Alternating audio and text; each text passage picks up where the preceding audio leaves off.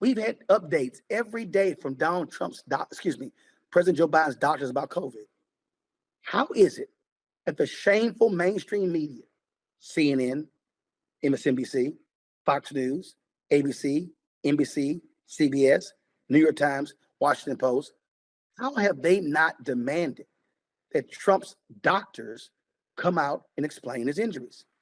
It's as if everybody else in that Ronnie Jackson letter, hell, he ain't even got his license. He's an idiot.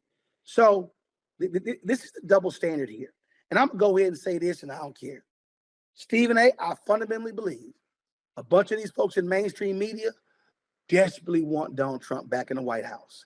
They want the chaos. They want the ratings. They want the daily reality show.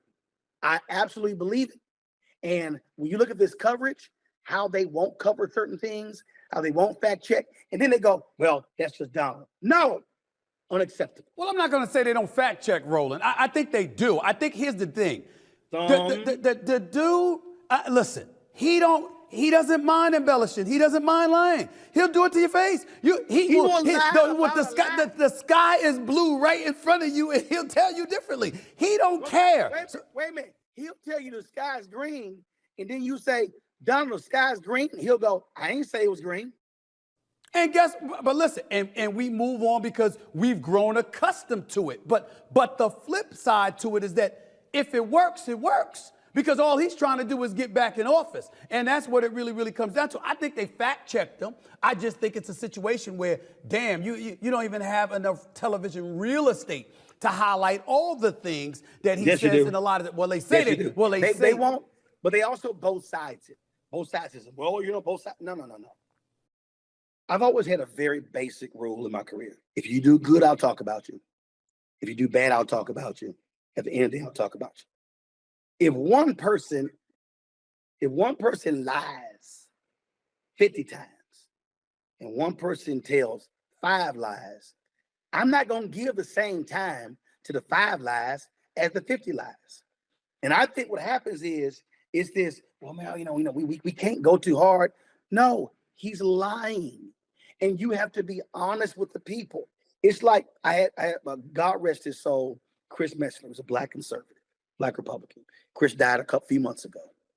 And black Republicans say, Chris, I don't understand.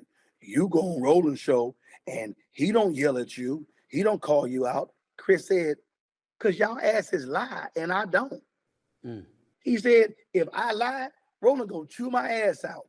The media has got to stop the both sidesism and all the same. They got to simply say, if you lie, we're going to call you out and we're going to challenge you and not move on. Right. But they don't. But let me interrupt you. I'm going to get personal with you here. And I'm going to say to you, I'm going to use the word, I don't know whether it's understanding or it's compassion, but here's the reality. I'm going to talk to you as my brother right here. You know more than most. And a lot of times, I think you hold people accountable that just don't know. Like like for example, I know sports. I might talk a little politics because, damn it, you ask me my opinion. I read the papers, I read the news. But you see, I defer to others when it comes to knowing, like yourself, because, damn it, I don't know because I'm not following it like that. So if I'm interviewing somebody and you got a politician talking about the CHIP Act and you got another politician talking about the border, and you got another politician talking about the immigration crisis or the economy, I'm going like this. Yeah, I'm listening, but my hope is you listening to experts like you and they say, yo, this is what he said. This is not true. As opposed to blaming the person that gave them the platform to say it. Okay, well, here it is. You got them on the record. They said it. Take it and do what you will with it because you might know something that the person asking them the question may not know at that particular moment in time. That happens. Yeah, I think, first of all, like when I was at CNN, this happened all the time. Somebody would say something and they'd be lying, and I'll be sitting there going, "You ain't gonna correct that lie? Like, would you gonna let that lie just like run away?" And I'll be honest, I ain't got a problem saying it. Stephen A., a bunch of these people who are TV anchors, they ain't smart. They got producers who are talking in their ear. I'm sorry, you need to be well read. You need to be able to fact check people in real time because the audience expects it.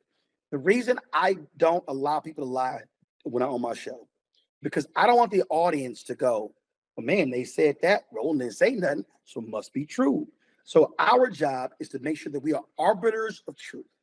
Now, what jumps out also, again, what we have to do is, that's why constant fact checking. And again, for Democrats and Republicans, you don't let anybody lie.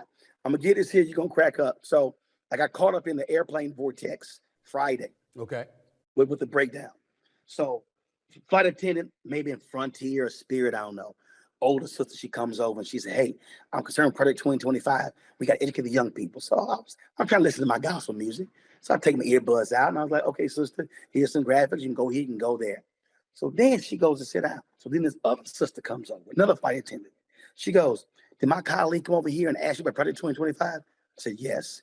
And she said, do you really? That's not Trump's plan. I'm like, yes, it is. So then she starts, John, and Stephen, you get this all the time like I do. Yeah. Oh, I'm talking to the sister. I'm like, well, no, that's not true. She keep going. Keep going. And she keep going. And then you got to check them. And she keep going. See, now, Stephen A., now I'm trying to be the nice, off-air Right. Uncle Roro. But her ass kept pressing. And then I wouldn't let Joe Biden walk my dog. That's when I had to, Stephen, I was laying back like this here, listening to music, and then I set my ass up. Yeah. Then I start, name me one policy. I started hitting her ass with questions. And well, I said, hold up, you can't even name one. She started moving the goalposts. For the next 20 minutes, I was on her ass. The other people around were like, you know how like when you listen, you're like, ooh, Yeah. ooh. And I was killing her. And she And I started told it. her, She started it. And so now, Hey, so now you got to watch it, because you got to watch the language while you're talking to her now. But you got to take it off. Then I call her a liar. Don't you call a woman a liar? I said, well, don't lie. I don't be using a woman card on me. You lying. So I tell people, look, if you're going to sit here, and if you want to sit here and debate professionals, and you want to keep pressing, we're going to hand you your ass like we do on TV. Now, I was trying to be nice, Right. but it was a perfect example of this woman who, and Biden's just horrible. He's this and Trump. She started just lying. And I was like, baby, you're not going to see. And again, what kicked in was, I can't let you lie in my presence. I can't. I don't let man, listen, my mama might say something in the group chat. Mama, that ain't true. Yeah, you might say it, but you're gonna be nice about it, because that's mama. You No, ain't stupid. You ain't stupid. Don't take off mama now. No, my mama posted something. I said, Mama, don't you post nothing Right. again unless you run it by me. There you go. What you posted on Facebook is wrong.